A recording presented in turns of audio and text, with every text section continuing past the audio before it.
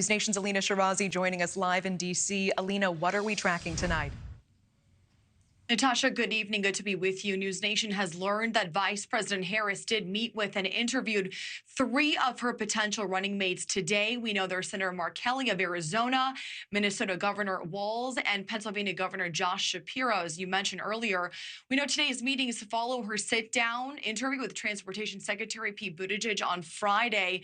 But all of this, Natasha, as both Democrats and Republicans anxiously await who Vice President Harris will tap as the VP nominee.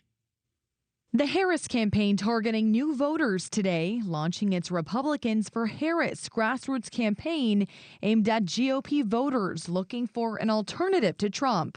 Meanwhile, in Washington, Vice President Harris meeting with her top VP candidates, Minnesota Governor Tim Walz, Arizona Senator Mark Kelly, and Pennsylvania Governor Josh Shapiro, today at her D.C. home. Harris is expected to name her second in command as early as tomorrow and plans to be on stage with them Tuesday at a campaign event in Philadelphia. Harris campaign officials tell NewsNation they will announce the vice president's VP pick on social media. Frontrunners Mark Kelly and Josh Shapiro, both from key swing states and popular among Democrats, with each getting a larger percentage of Democratic voters than President Biden did in 2020. Highlighting their appeal to Vice President Harris, keeping Pennsylvania and Arizona blue in November. While many view Senator Kelly's border state status as an asset for Harris, certain labor groups have called out his opposition to pro-union laws. The political issue happened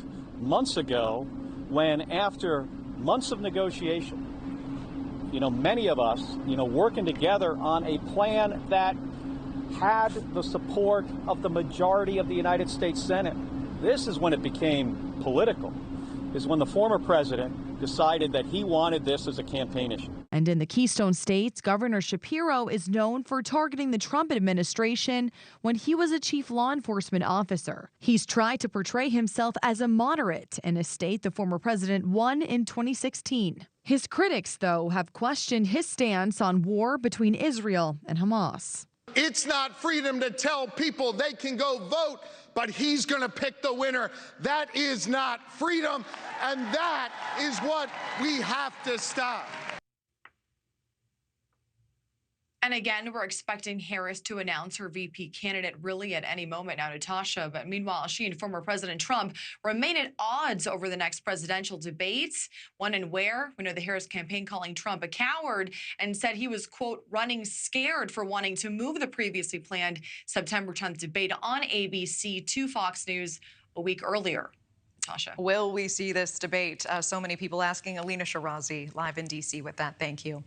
Thanks for watching. Go to joinnn.com to find NewsNation on your screen. And don't forget to click the red subscribe button below to get more of NewsNation's fact-driven, unbiased coverage.